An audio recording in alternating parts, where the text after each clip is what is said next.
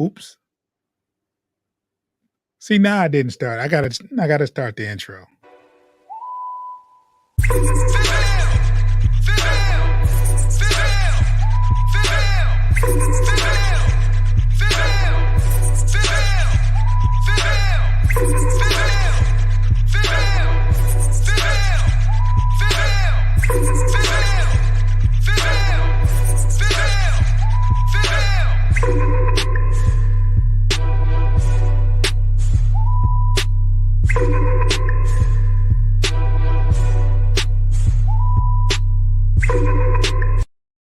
Post game podcast. I'm your host, June. I had a little blooper at the beginning, but something was wrong with the system. But I produced the beat for the intro, so the intro will get played. So that music is not going to waste. So I'm the host, June. I got my boy B Foster with me, and it's been a tough Piston season. Hey, I'm at peace. I looked at the record today, right? That is nasty work. Nasty. 3-30. Oh, that's bad. That is horrible. There's 100. Is that a 100 winning percentage? Is that what they call that? Yeah. Since we last spoke, Pistons won a game. Who was that against, Foster? The Raptors. I was in the building. Beat the Raptors. Last night, went into overtime, lost 154 to 148 to Utah. Oh, yeah, that was I watched that game. That was actually a good game. I can imagine something, but when you're 3-29, they're not good unless you win. Probably entertaining is I don't know what, but the best thing about last night is Alex Burke found his shooting touch. Alec Burke has had it for the last even in the win, he shot well. I don't know if anybody shot well against the Rockets, but he went crazy last night though. Yeah, he tied the Burks. Yeah, he had 21 against the Rockets. 21, 54% from field, 50% from three. How many did he have last night? Oh, he had 30-some last night. Yeah, he had the game time. He had a game time buzzer beater to put the game into overtime, actually. 27. And Cade had 31. Cade had 31. Bogey said, I ain't, because he had a terrible, the last time we played the Jazz at home, he had his worst game of the entire year. He said, I ain't going like that the second time around. I mean, he had last night. 36. Yeah, ended up I'm sorry, man. If you can't win with Bogey having 36, Cade having 31, and Burke having 27. Got to stop somebody. Versus the Jazz, you don't have a chance in heck. Yeah, you have to stop somebody. Yeah, unfortunately, Jordan Clarkson off the bench had 37? 36. 36, yeah. Well, he's going to shoot. He hasn't seen a shot he doesn't like. Right. That ball going up when he get it. For sure. Kind of like Alec Burks, except better. Yeah. So, last night was a very entertaining game, but another loss. How did they look? I didn't watch the game, Foster, so I have to ask you. This is more like an interview. Did they turn the ball over a lot? It wasn't painfully obvious, but we did have 17, so yes. That's a lot. Yeah. We played an extra 5 minutes, right? At overtime. How many turnovers did they have? 12. Okay. Hey, look, I'm realistic. We have 17 turnovers and they have 12. I'm good with that. You good with that? That's only a 5 turnover differential. Only. Hey, the way they've been turning the ball over and not forcing them, yeah. But honestly, it's to the point now to where I am numb to it. So when I No, say we it can't didn't be. seem painfully obvious, um, Cade had 6 and by far had the most. he always he always leads that stat. And it's always 5 or 6. Yeah, it's never. It's never 2 or 3, it's always 5 or 6. Yeah, the second most was Wiseman had 3, and other than that, it was pretty spread, pretty It's distributed, pretty. infectious, Foster. But Not it's only not. are you But it's not not 5 like everybody else. well, here's the thing, not only are you this is what I'm afraid of. Not only are you numb to it, I think they are. Oh, for sure, no doubt It's like about it. it's just a turnover. That's what we do. And let's keep playing. Yeah. Nobody's worried about turning the ball over. They just turn it over. Yep. I don't know, man. I don't know. They're professional and they're grown men, so I guess can't handle it the way I would handle it. You know, today's NBA, you can't just bench anybody. They'll be calling their agent, and you'll be in the owner's office, seeking a trade. Well, somebody's got to play. That's for sure. Somebody's got to play. Somebody's got to play. I'm just saying, like, I'm not saying like bench them, but I'm like, okay, let's say for instance, Foster, I'm the head coach, right? And you're my starting point guard. Second quarter, you got 4. You turn the ball over for your third time, 2 quarters. Come here, Foster. Such and such, get in there. Sit right next to me. While this game's going, you know why you're over here. You didn't turn the ball over 3 times. I want you to understand that these turnovers are strictly yours. You're responsible. They weren't forced turnovers. This is how you're mishandling the ball. Now I'm gonna put you back in there. But if you keep turning the ball over, I'm gonna have you sit down. That's the conversation that I would have. Yeah. Whether or not it works. But like I said, it's today's NBA. You do that, you're liable to be in there be in the office with his agent the next day. Can you imagine if we didn't have Cade this year? We 1-32. I almost feel like we'd have more wins. Somehow. I mean, you can't have too much less. It can't be worse. Yeah, it can't be. It really can't be worse. It could actually only be better. And it sounds crazy because he's done so much for us this year, Yeah. but we were significantly better last year, like way better last year. Like we knew we were gonna be in the lottery. I mean, we ended up being the worst team in the league, but 3 and never mind. Anywho, There's a couple of other teams that's almost as bad as us. kinda like Washington's kind of there, but they at least win, a game or 2 a month. How We many almost wins? win How a. We many almost wins win they a. got? 6? Shit. That'd be 3 times what we got. Well, no, 2 times what we got. They might have 5 or 6 wins. Record. They are 5-27. Is that what it says? I'm asking. I'm just guessing. 6 and 27. That's what 6 it is. and 27. So 3 times. No. Stop. My bad. 2 times. It was 3 times up until when we finally. I'm not used to us having 3 wins. Still in the same boat. Kinda.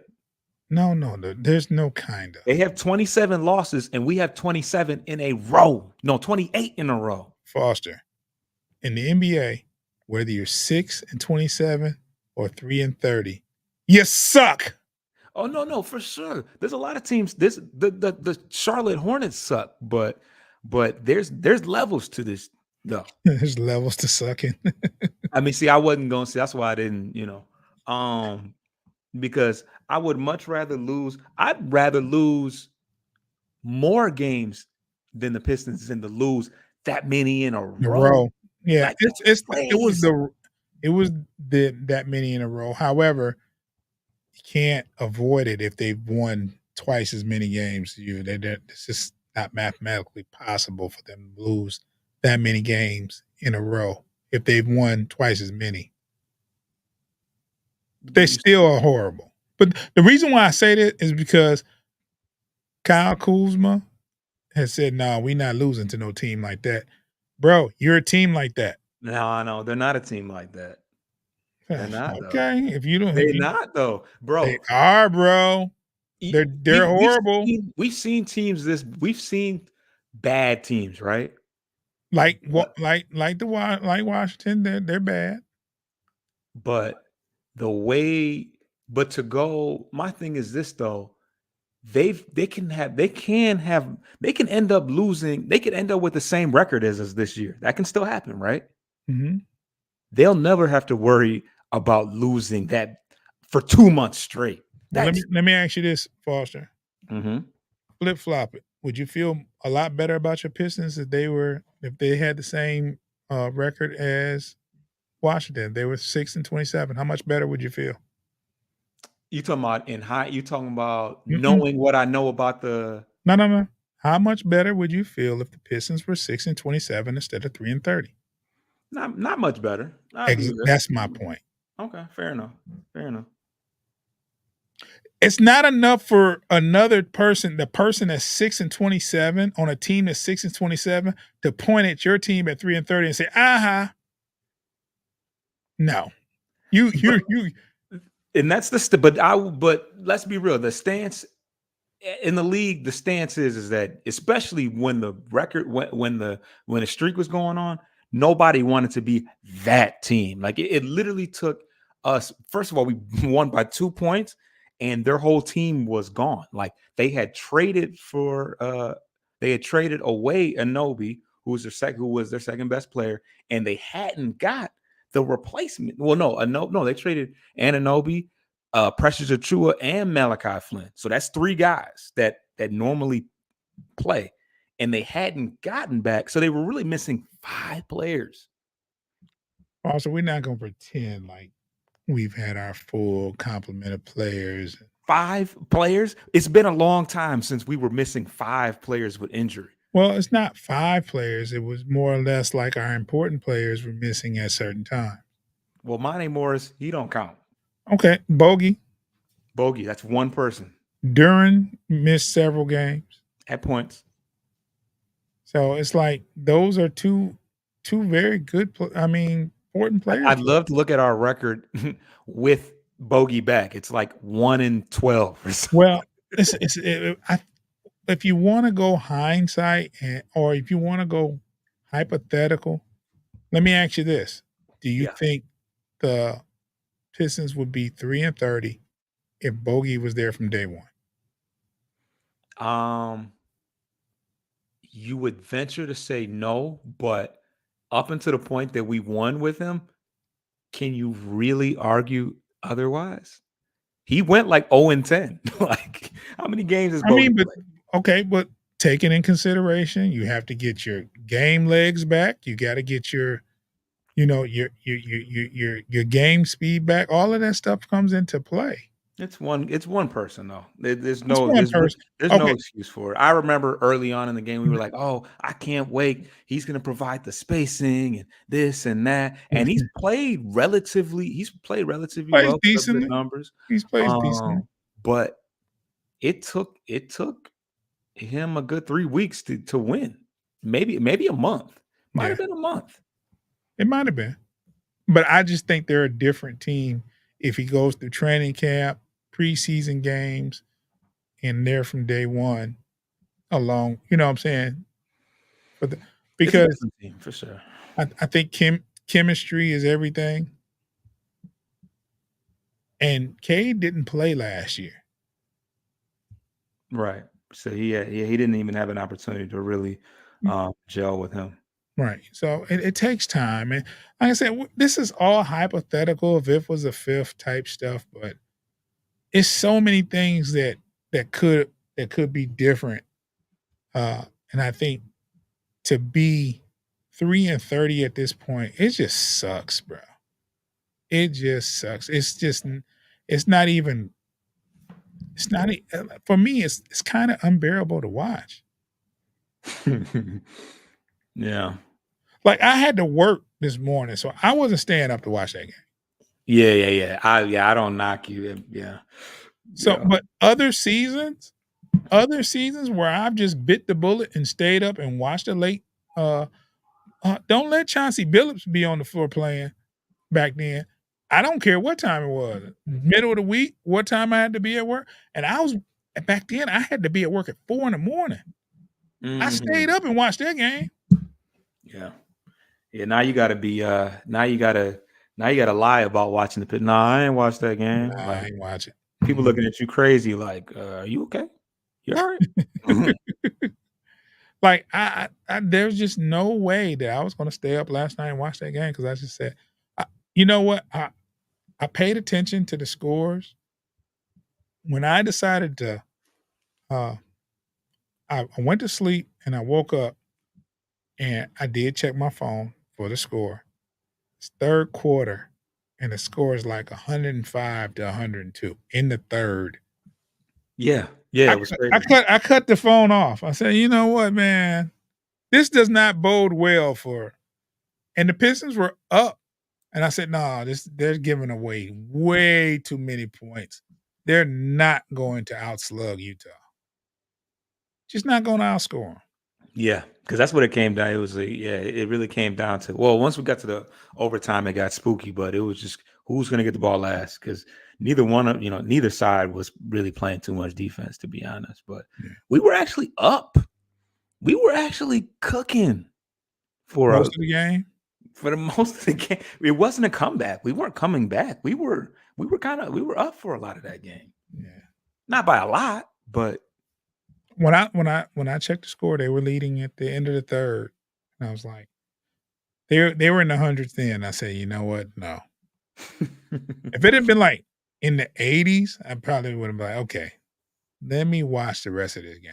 80s. Well, yeah, now, yeah. That You know sounds what like I'm saying? But a it was in old the school hundreds, slugfest.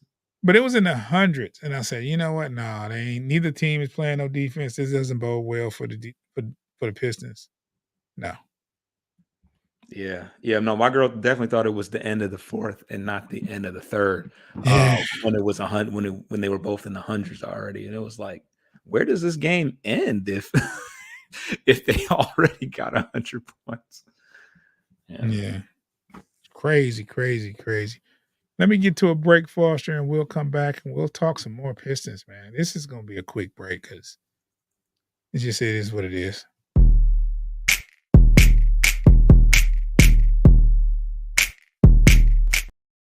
Final score last night: Utah 158, Detroit Pistons 146. No, 140. What was the score?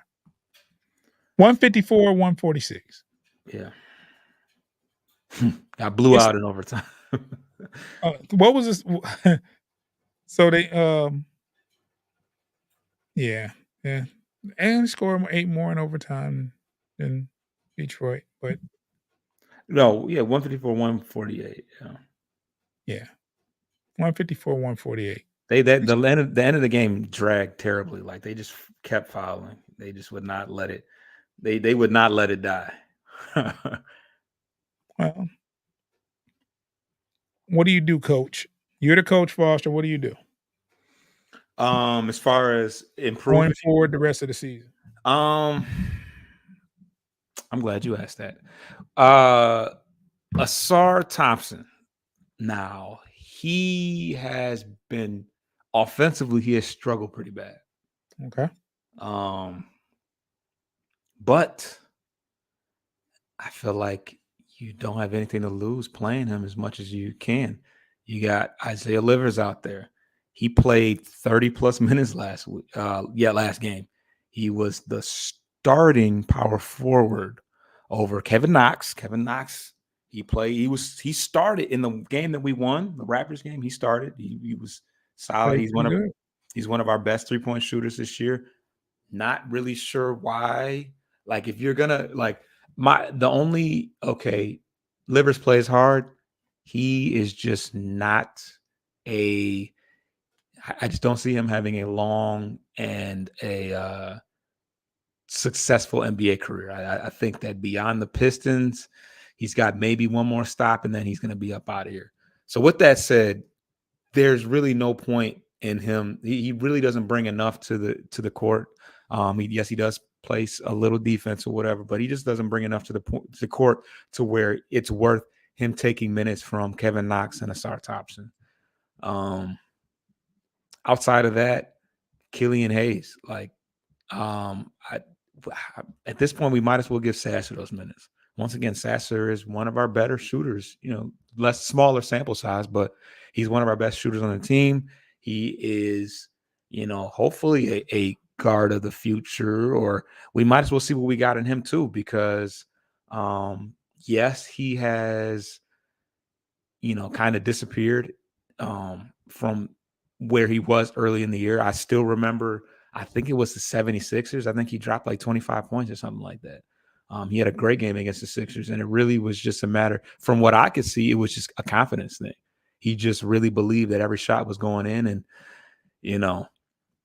by all means, a lot of them did go in in that game. So I feel like you might as well, at this point, it's not a matter of, oh, I want to put the best team out there. That's going to give us the best opportunity to win, because we've lost all year with these other guys. So why not get Asar Thompson and Sasser as many reps as possible? Because Livers is not a player. Is not a future. He's not a future player for us. The other thing is Bagley. It's weird how Bagley has disappeared, and now Wiseman's played okay in spurts, but it's just weird that Bagley has just been getting DNPs lately.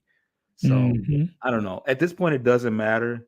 And I can't stress enough, and I hate to do it to the hometown guy, I can't stress enough how annoying it is to see Monte Morris, who looks so healthy to me. And I know they just, you can't really tell. I don't really know what pain and whatever the case is going on, but it's like he was celebrating. He was up and celebrating, and when Alec Burks made that game tying 3-pointer, and it's like, are we going to see him this year? What is going on? I don't know. It's just knowing. And at this point, it doesn't matter because we're so far out of the playoff race. It doesn't make a difference, but it's just like, I don't know. It's frustrating. Yeah. Let me you had a graphic. You want to talk about that? Yeah, we can we can look at it. It's interesting. Okay, let's get it up on the screen. And Foster, for our radio listeners, for our internet listeners rather, you can explain it. The people that are watching can see it, but I just put up a graphic. Can you explain what this is? So this is a ranking. I should have got where the source of where the source of the graphic was from, but this is an NBA ranking of our entire roster from top to bottom, and how they rank amongst the rest of the NBA.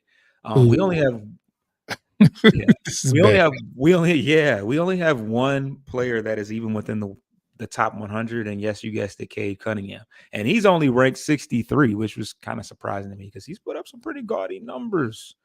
So I don't really, and the other thing is I really have no idea what they factor into this stuff. One of the head scratchers is Bojan Bogdanovic is ranked 247th, which means that he's ranked like around 10th on the Pistons. So he's ranked below Alec Burks, who just recently kind of peaked up. He's ranked below Killian Hayes. He's ranked below Asar Thompson, who was shooting like 13% from three. That's just the, eye gouging stat that I can recall. But so yeah, I'm really not sure. Obviously, Bogey's only played 15 games out of the 34 possible. So I'm left to believe that the amount of games he's played it affects his ranking overall in the NBA, but as well as on the team. But yeah, we got some guys that are hanging around the bottom, and we're talking several hundreds as far as ranked in the NBA. So like the worst person is Malcolm Casalone, who played a little bit early in the year, and he's ranked 499. So that's just the nastiest of work. But you got guys like Joe Harris, who is a bona fide NBA player making $20 million. He's ranked 423. He doesn't even play most games.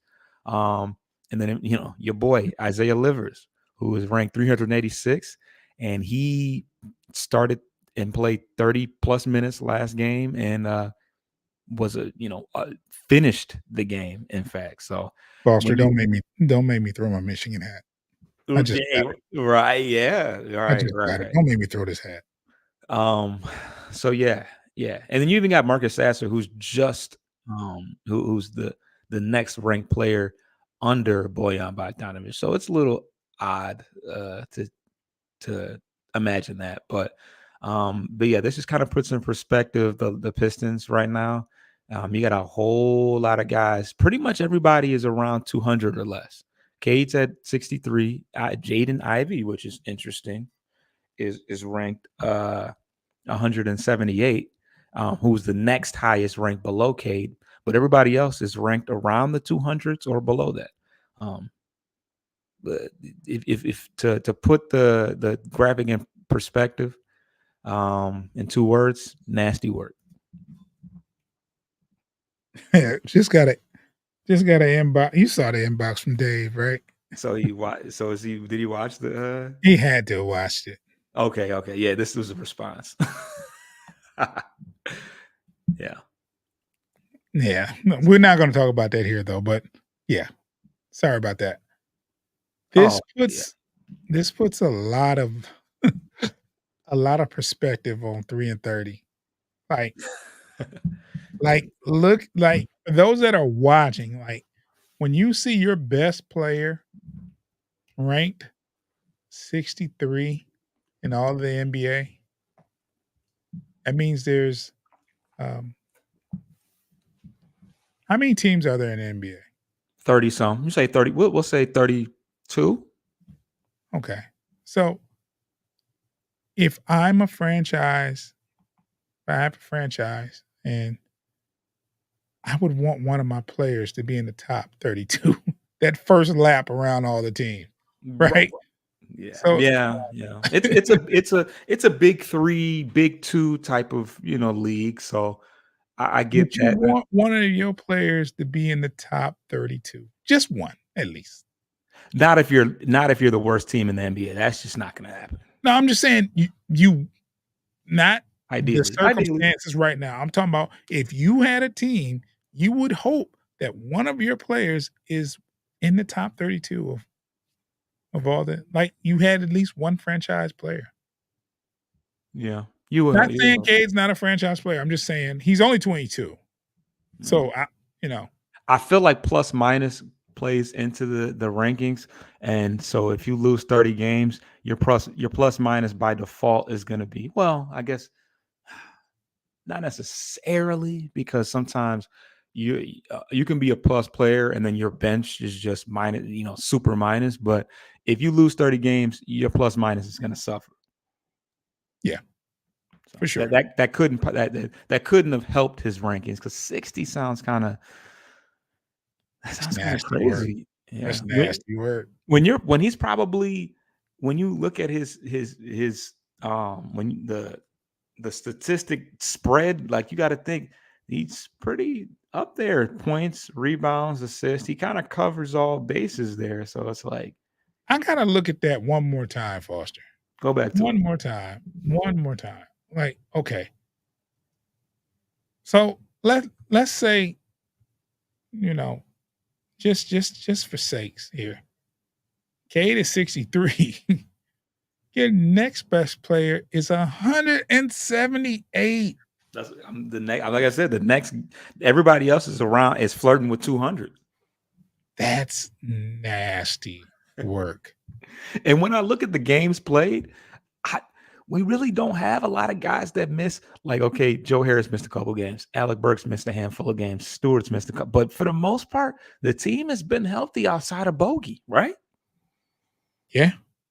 Monte, we can't you know, I can't just assume that he would have been such a major impact because when Bogey came back, he didn't just turn the team around like that. So other than that, the team has been healthy. Yeah, Bogey pretty is a much. big Bogey's a big, that's a big thing. But Yeah. I mean, it's just it's injuries on top of the issues. It's not just solely in. I think injuries is like the cherry on top. It's just so many other issues and so many things going on, and then there's the injuries. All of it contributes to 3-30. I'm not even. I used to look forward to when the next Pistons game was like they played last night. I would know when the next game would be. Usually. right, yeah. And today's Thursday. I'm expecting them to play Saturday or Sunday. They play the Warriors. Oh, they're on a West Coast trip coming up, actually. Oh my God. That doesn't sound good. What are you reading there, Foster? You got the Warriors Ugh, Friday, yeah. And then you got a day off. Then you got to play the Nuggets, ugh, and then you play the Kings. That's back in Detroit though. So the Jazz is a West Coast game. So yeah, so it's just three: Jazz, Warriors, Nuggets, and then we're back at home against the Kings when they play the Warriors. tomorrow at night, late, 10 o'clock game. I ain't even got to work Saturday, but I'm not staying up to watch the game. We got some games coming. Oh, we got some winnable games coming up though. Or I wouldn't say winnable games. We can say winnable games now because we've won in the past week. So we can say that. Oh, Foster. I was there. And who are these winnable games against? So we have the Spurs. That's on January 10th. That's a week from no, not quite a week. I don't even. Okay, go ahead. Now the Rockets beat the dog slab out of us on New Year's Day, but we got the Rockets coming up. I don't even know why I said that because Why did you say that? I keep forgetting that the Rockets are like good now. They're like in the playoff race, and they just kicked their teeth in. Yeah. You're right. I'm used to the Rockets being terrible, so because they were down a couple of years. So we got that game coming up. Maybe that game's not so winnable, but it's at home. Asar Thompson is going to be it's got to be getting some playing time. He's got to be. Why not? He's playing his twin brother. His twin brother had better numbers than him. I don't like that. What's his brother's numbers? On the season or yeah. I don't think they're that gaudy. I mean, because he doesn't start. Well, shit. I mean, neither one of them start. But I want to say he got hurt this year too. So let me see if I can pull that up for you right quick. Yeah, I'm just curious to what his averages are. Okay, so against the Pistons specifically, he was 12, 4, and 6, 12 points, 4 rebounds, 6 assists. Nice little stat line there. Okay. But on the year, I would venture to say maybe 8 points a game because my phone is just acting like it doesn't want to. Let's look it up. And what is Arsar, his brother, for the Pistons? What is his averages? Okay, so Amons is only 5 points, 3 rebounds, and 1 assist. So not great, but he's on a playoff team. Dylan Brooks is playing in front of him. You got Jalen Green. You got Tari Eason. You have talent. God forbid, you have talent and veterans that play. But so let's look at Asar Thompson, whose numbers are probably better. I like to hear him. 8.7 rebounds and 2 assists. Shooting 45% from the field. He's what? 8.7 rebounds, 2 assists, and he's shooting 45% from the field. It's not bad. Not great. Not great, but he's a rookie. Yeah.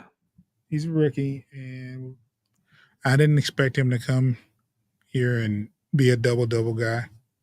He's averaging 1 block per game, though. See, now Dave wants to send text after the other show. Yeah. This Yeah. information was It's outstanding. important, would have been useful during the football show we have, but I'm trying to talk Pistons, and I have a buddy of mine uh, inboxing in a group chat about Yeah, football. I'm learning. I almost got too into it. I'm like, yeah, I remember. But anyways, yeah, we'll get to him very soon. Uh, Hmm. but Yes. so Let's yeah, get to another break though, real quick, Foster, and then we'll talk a little more and wrap this up.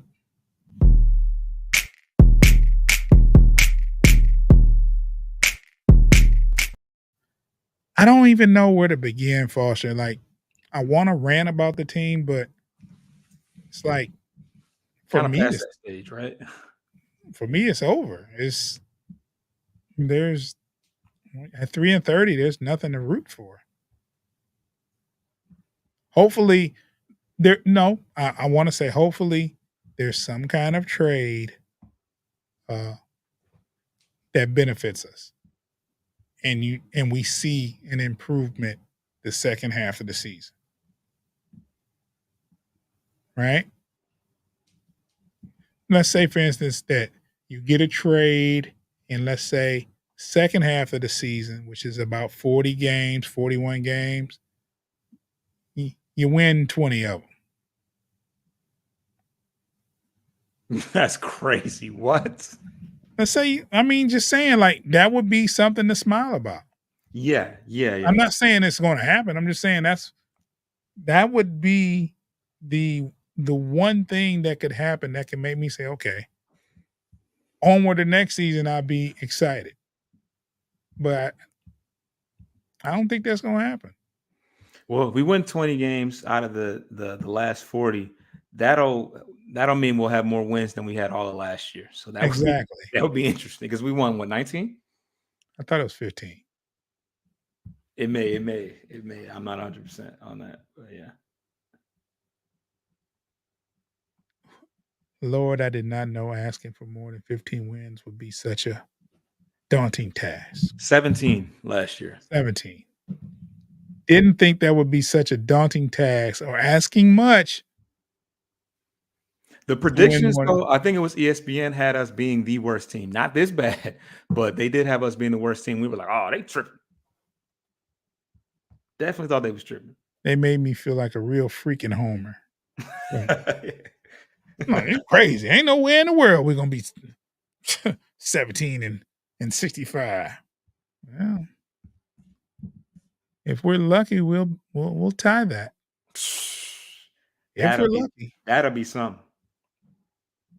I mean, as bad as last year, we never lost 28 games in a row.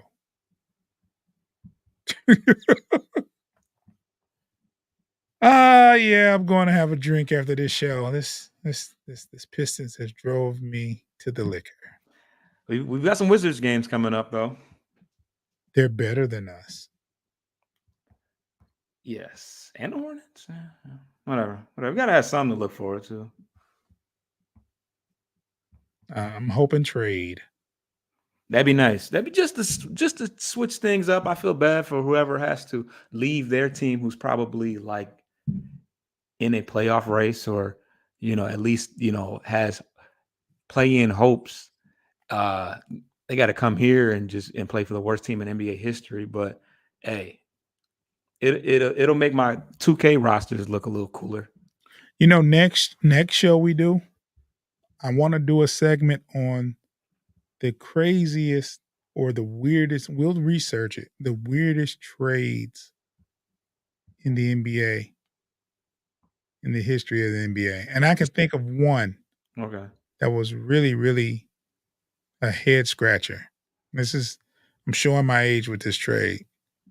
Okay. Okay.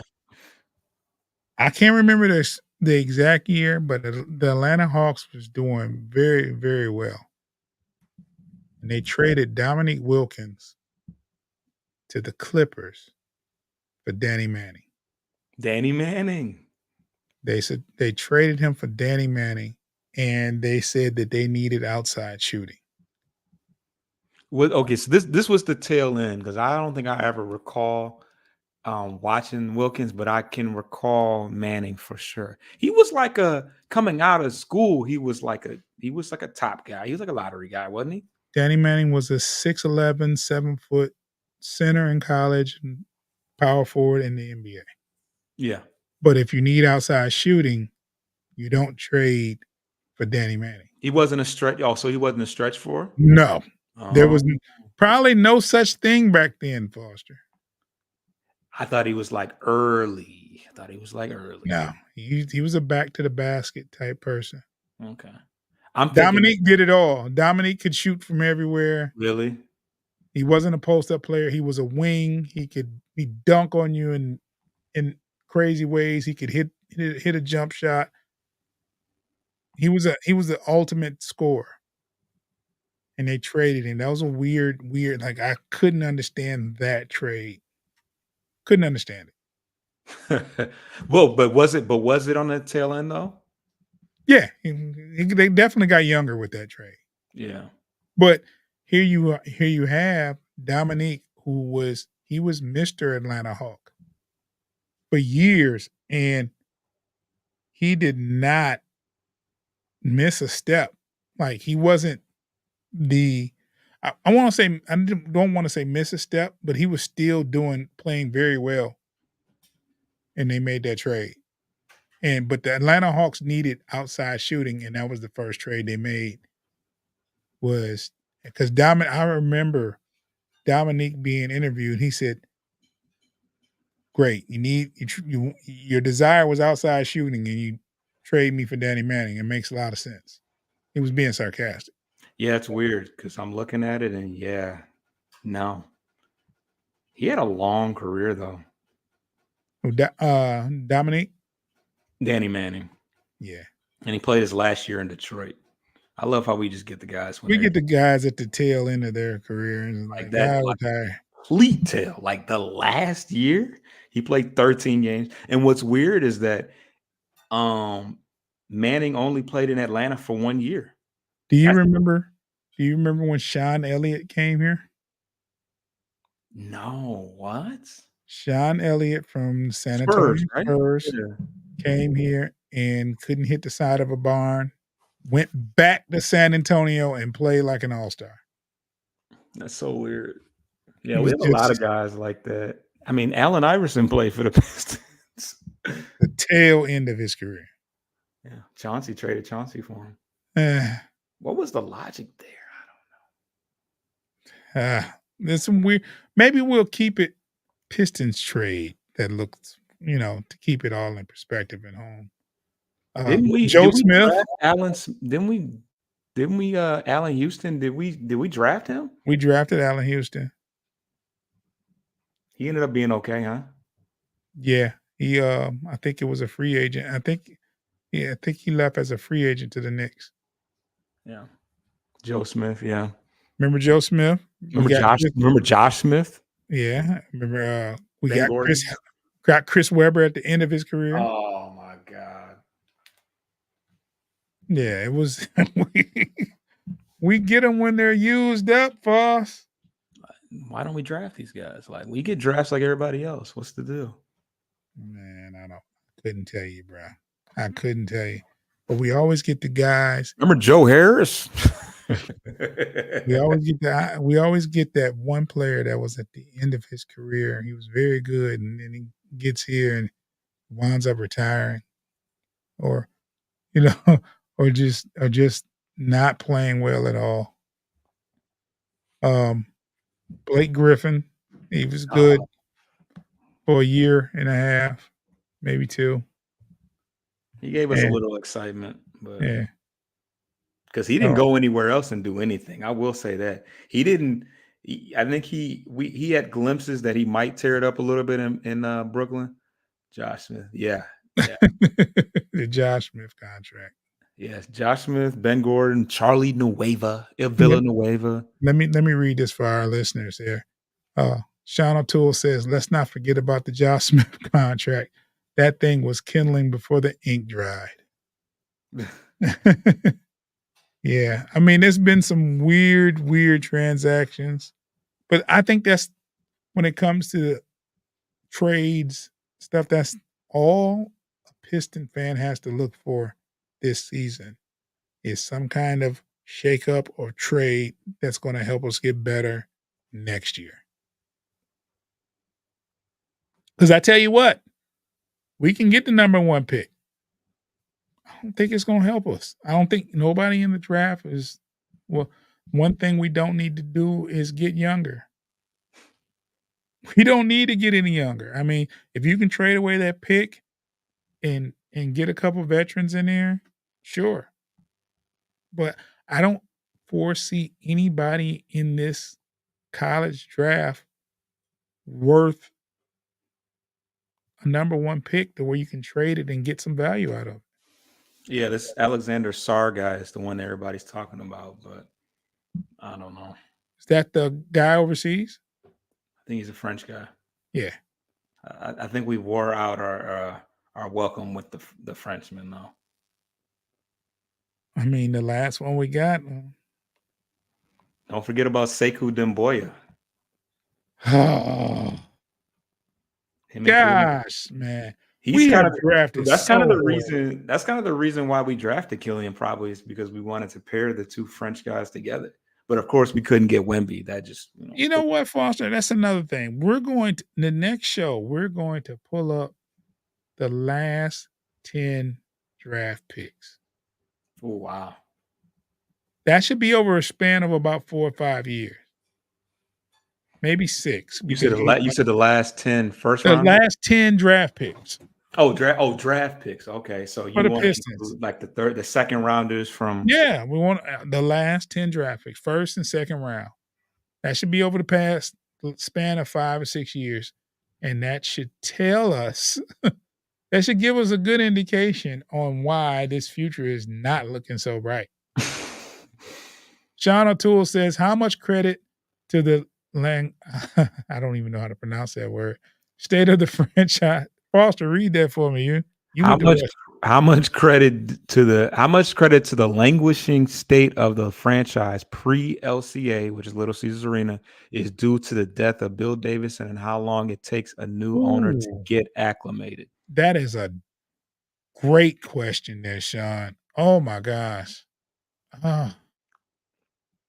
And the thing is, Sean, I also I used to think that the owner that we have now, I don't think he knows what he's doing. I think he's probably a great businessman, but doesn't know much about basketball.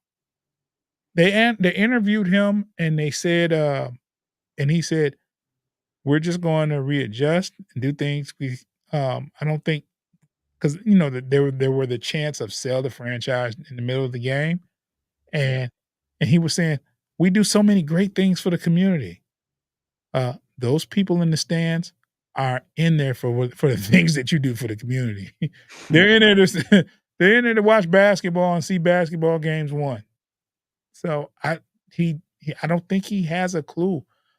Bill Davidson was on top of things. He made sure he got the best coach in Chuck Daly that was available at the time. Got the best players out of the draft.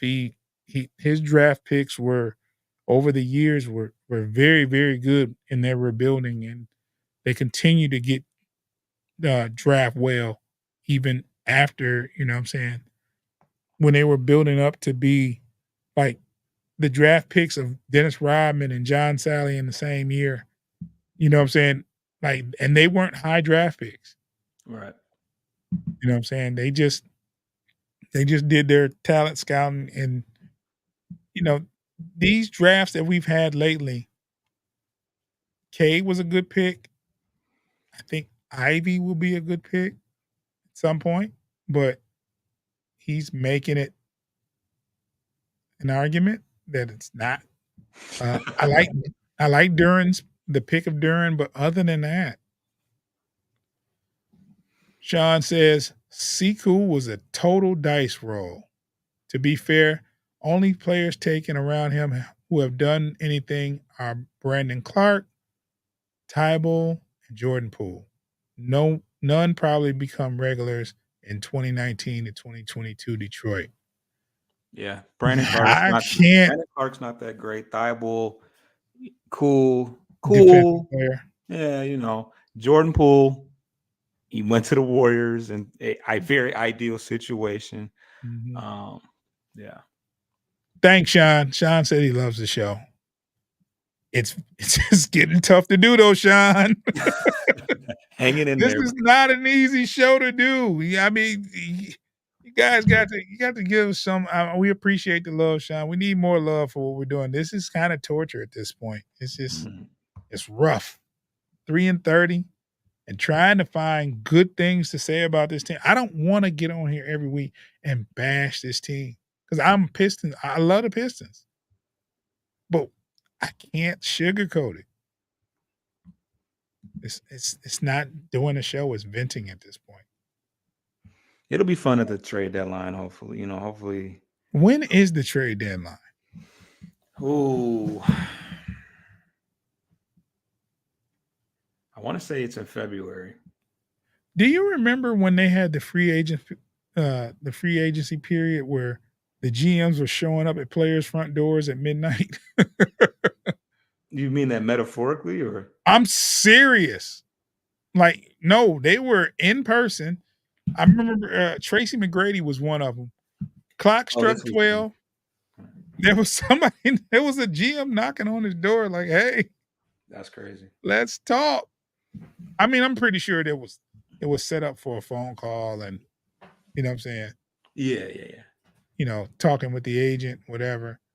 But hey, 4 decades of Lion fandom was just a warm up. Sean. 4 decades of Lion fandom was just a warm up, guys. Oh, yeah. I was built for this. You know what? You're absolutely right. If we can weather the Detroit Lions storm for all these years, we should be ready for this. And We haven't had to do this often with the Pistons. They've usually been, decent. This is this is the worst we've ever seen it. Foster, let's wrap this up, man. I know you got things to do, sales to make, frontline apparel. Check us out, Motor City Metrics on the YouTube, Bleachers to Speakers on the YouTube as well.